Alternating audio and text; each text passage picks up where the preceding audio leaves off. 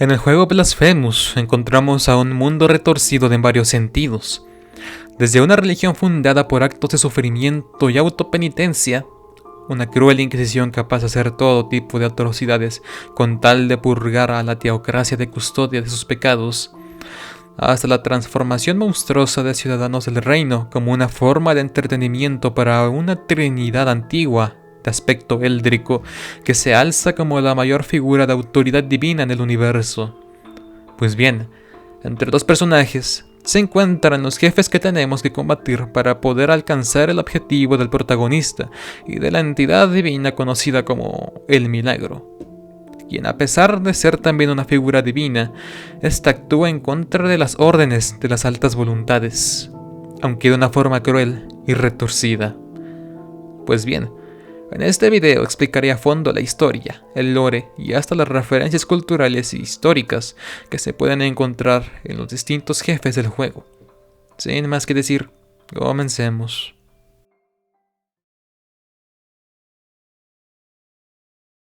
Apenas finalizando el tutorial básico del juego, nos encontramos con nuestro primer jefe, el guardián del lamento mudo.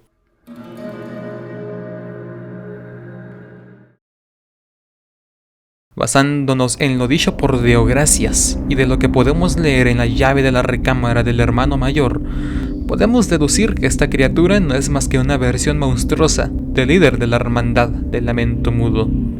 Hermandad de la cual solo quedó nuestro protagonista, el penitente.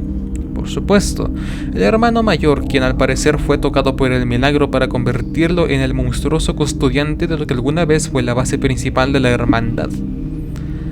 De acuerdo a la descripción de la llave, se puede decir que el milagro le otorgó una penitencia al hermano mayor para poder expiar sus pecados. Su penitencia consistía en poder escuchar los lamentos del Padre, la figura mesiánica de la religión de custodia. No obstante, estos lamentos no hicieron más que ocasionar la pérdida de la razón del hermano mayor, llevándolo al punto de convertirlo en una entidad monstruosa, la cual empezó a masacrar a cada uno de los miembros de su propia hermandad. Esto para que los gritos agonizantes de sus hermanos opaquen a los lamentos del Padre. Irónicamente, ayudando así a los planes de la Iglesia Madre de Madres, la cual se encontraba en contra de la existencia de la Hermandad del Lamento Mudo y de su propósito de acabar con la época del trono girado.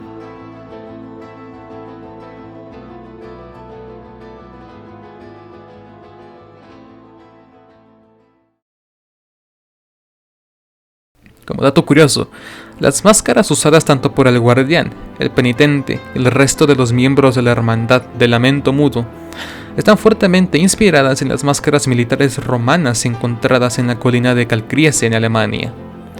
También hay que decir que los cascos puntiagudos que usan tanto Crisanta como los miembros de la hermandad del lamento mudo se asemejan bastante a los capirotes, o también conocidos como sanbenitos, sombreros usados por la Inquisición como una tradición católica española para señalar a los pecadores que están cometiendo actos de penitencia para redimir sus pecados, y que hasta el día de hoy se pueden encontrar todavía en varias partes del sur de España y hasta en México en procesiones de Semana Santa, como lo vendría siendo la procesión del silencio en San Luis Potosí.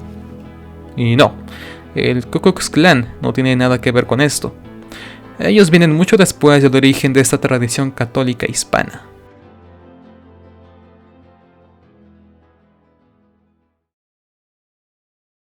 La principal misión del penitente es el poder acceder a la Iglesia Madre de Madres, para ahí tener el enfrentamiento con su santidad Escribar, la figura papal de la religión en la cual se basa la estricta teocracia de custodia. Pero para poder acceder a la enigmática archicatedral, tendrá que primero arrodillarse ante la presencia de tres santos rostros conocidos como las Tres Humillaciones, quienes no fueron más que almas atormentadas por el milagro hasta el punto de sufrir el mismo destino que sufrió el hermano mayor, convertirse en criaturas monstruosas que solo sirvieran a la voluntad del milagro y de la máxima Trinidad, que todo ve y todo sabe. La primera humillación se encuentra en lo más profundo de la tumba de la misericordia, una entidad conocida como Ten Piedad, que en alguna vez fue un alto miembro del clero de la Iglesia de la Madre de Madres. De acuerdo al objeto, símbolo espinado. Hubo un tiempo en el que este miembro del clero empezó a tener visiones del milagro en sus sueños. En algún momento estas visiones acabaron con la paciencia del hombre quien, desesperado por solo querer descansar pacíficamente, decidió echarse a dormir sobre las manos de la estatua de una misteriosa y santa figura la cual solo la conocemos como la Señora. El objeto nos cuenta que en cuanto el hombre despertó, pudo notar que todo su cuerpo había cambiado, pues ahora el milagro lo había convertido en una criatura gigante de figura humanoide espinada, cuya cabeza resemblaba la calavera de una cabra, pues esa fue su penitencia.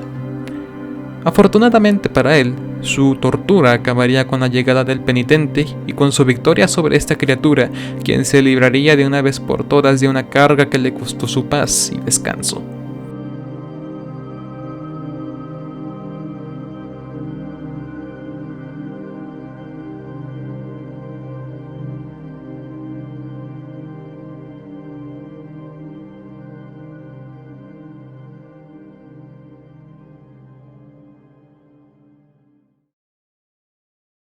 Siguiendo con la segunda humillación, tenemos a Nuestra Señora de la Faz Denegrida, una reconocida figura de entre los santos de custodia, la cual siempre se hizo de una gran popularidad, incluso antes de haber entrado al convento de monjas que ahora lleva su nombre. En el pasado, este santo rostro fue conocido como una hermosa dama de nombre Aurea, cuya belleza fue tal que no solo muchos artistas la usaban como modelo para muchas de sus obras, sino que muchas personas la llegaron a relacionar directamente con la divinidad, haciendo de ella una abominable adoración hacia su figura, la cual obligó a Aurea a derramarse aceite hirviendo a la cara para detener la blasfemia adoración. Tiempo después, Aurea decidió unirse a un convento de monjas, portando una apariencia monstruosa, pero con la dedicación y la fe de una santa. De hecho, fue tanto impacto que tuvieron sus acciones, que no pasó mucho tiempo hasta que la Iglesia Madre de Madres la canonizara como una santa dentro de su larga lista de santos, y para que también se fundara el convento de la Faz Denegrida, convento cuya regla de oro para su entrada sería quemarse la cara, al igual que la santa que enfrentamos en los últimos pasillos del convento hizo.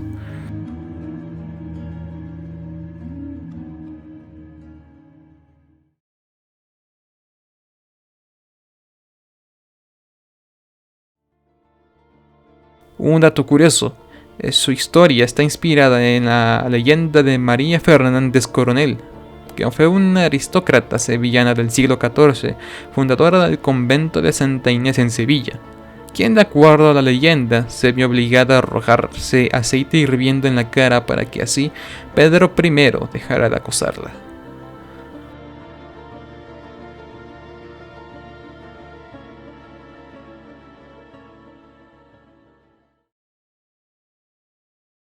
En las profundidades del hogar de la titánica campana forjada por el herrero Limsquit en Hondo, se encuentra la tercera y última humillación, a la cual el penitente tendrá que arrodillarse.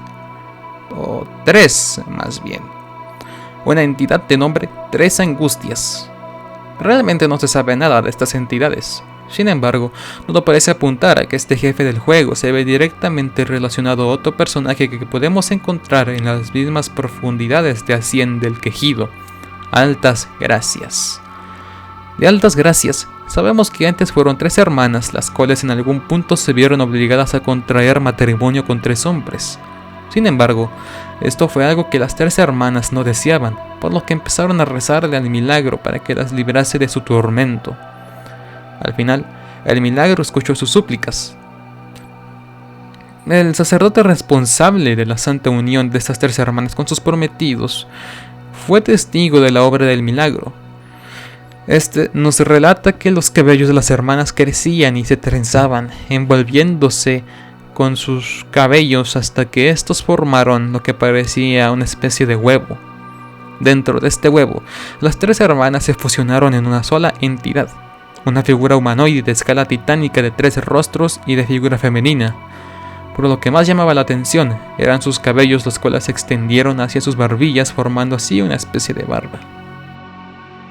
En algún punto el huevo que se había formado se desapareció y no pudo ser encontrado en ninguna parte de Custodia hasta que llega el penitente a las profundidades de Hondo, donde se encuentra con el huevo y después con las hermanas unidas, aunque nuevamente desaparecen una vez das las ofrendas para que éstas salgan de sus huevos.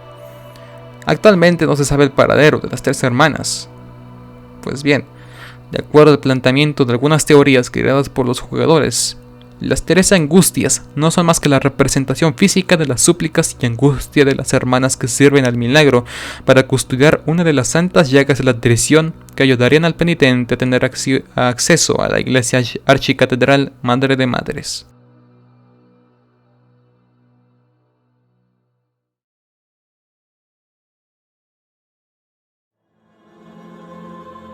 Un dato curioso es que después de la batalla con 3 angustias, podemos ver a uno de los cuerpos incorruptos, el cual al parecer vendría siendo la representación de las 3 hermanas unidas, aún siendo más humanas, antes de renacer como aquella criatura de 3 caras, siendo ese cadáver el intermedio entre las hermanas separadas y la entidad que conocemos hoy en día como Altas Gracias.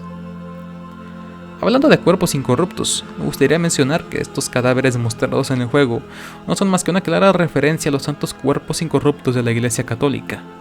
Cadáveres de santos católicos, los cuales por alguna razón no se han descompuesto. Esto ya sea por razones completamente naturales y de ambiente, o por supuesto, intervención divina. Lo que sea que cada quien quiera creer. También hay que decir que la historia de Altas Gracias está fuertemente inspirada en la leyenda de la Santa Librada. Según el obispo Juan Muñoz de la Cueva, Santa Eufemia de Orencia fue una de sus hermanas. Siendo niña, fue prometida en matrimonio por su padre, el rey de Gallaecia y Lusitania, al rey moro de Sicilia. Para evitar el casamiento deseado, ella tomó voto de virginidad y oró a Dios para que la convirtiera en un ser repulsivo. En respuesta a sus oraciones, le creció vello en todo el cuerpo y barba, con lo cual el rey musulmán rompió el compromiso y partió. Lleno de ira, el padre de Wilgefortis la mandó crucificar. A mí personalmente, el diseño de Altas Gracias me recuerda bastante a la figura de la Santa Trinidad Tricéfala, un icono medieval que mostraba a un Jesús de 13 rostros. Cada uno de sus rostros representaba a una entidad de la Santísima Trinidad, Padre, Hijo e Espíritu Santo. Sin embargo, esta figura fue desechada por la Iglesia Católica, pues creía que esta representación se alejaba mucho de los valores cristianos, pues más que hacer pensar en Dios, esta figura hacía pensar más en Lucifer, quien, como dato curioso, también fue representado como un hombre de 13 rostros en varias de las ilustraciones de la Divina Comedia de Dante Alighieri.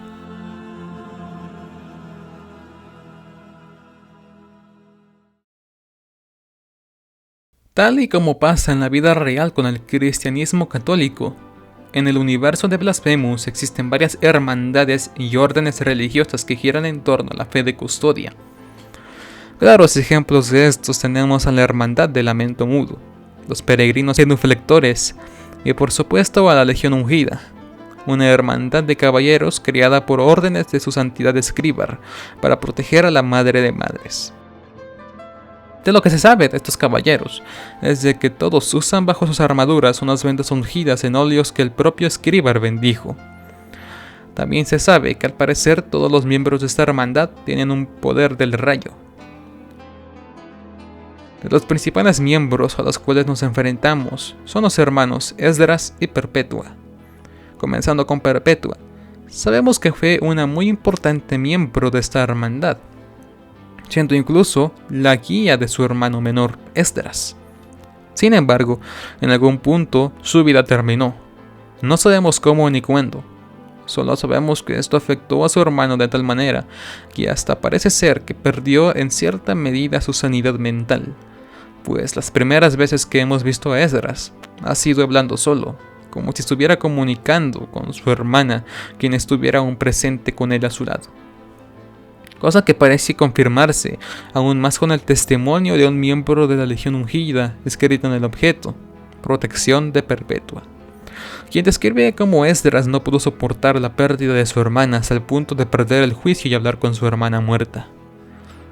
A pesar de esto, realmente no sabemos con exactitud si es que Esdras realmente está loco y hace como si estuviera hablando con su hermana, o si realmente tiene una conexión espiritual con dicha hermana. Pues hay que recordar que Perpetua efectivamente aparece en el juego un par de veces de forma física, como un jefe al que derrotarle junto a su hermano. No obstante, ella nunca aparece cuando Esdras se encuentra hablando solo, mencionándola como si aún estuviera con él.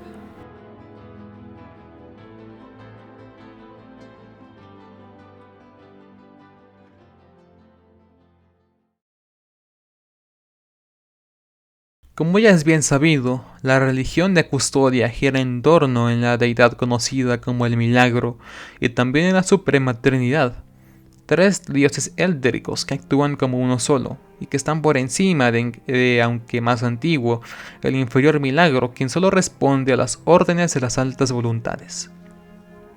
Pues bien, una de las manifestaciones más importantes del Milagro por orden de las voluntades fue cuando respondió a la oración de un joven hombre quien fuertemente pedía por el perdón de sus pecados. Acto seguido, su cuerpo se fusionaría con el tronco de un árbol, creando un híbrido entre este hombre y el tronco. A esta persona se le fue conocida como el Padre, o el Retorcido, quien serviría como el Mesías de esta religión, algo así como el equivalente de Jesucristo para la religión de Custodia. Claramente habría personas en el reino que adorarían apasionadamente a la figura del Retorcido, pues si hay alguien a quien destacar por su profunda pasión, entonces esa sería la señora Laudes. De lo que se sabe de Laudes es de que esta pasión ardiente que sentía por el padre ocasionó que un día sufriera de algo parecido a un éxtasis, un estado alterado de conciencia donde el espíritu de una persona se acerca demasiado a Dios y su mente pasa por una euforia emocional. En cuanto a Laudes, su pasión se materializó en figuras réplicas de Laudes de oro líquido que salieron de ella, dando a Laudes y a sus réplicas un gran poder. Fue a partir de aquí donde se originaron las 5 amanecidas junto a Laudes. El problema inicia cuando las 5 amanecidas empiezan a adorar al Retorcido como la máxima figura de la religión, cosa que no le gustó para nada ni al Milagro ni a las altas voluntades. Y es así como castigaron a Laudes y a las otras amanecidas, encerrándolas y enterrándolas en sarcófagos de cristal temporalmente, pues probablemente algún día les serían de utilidad.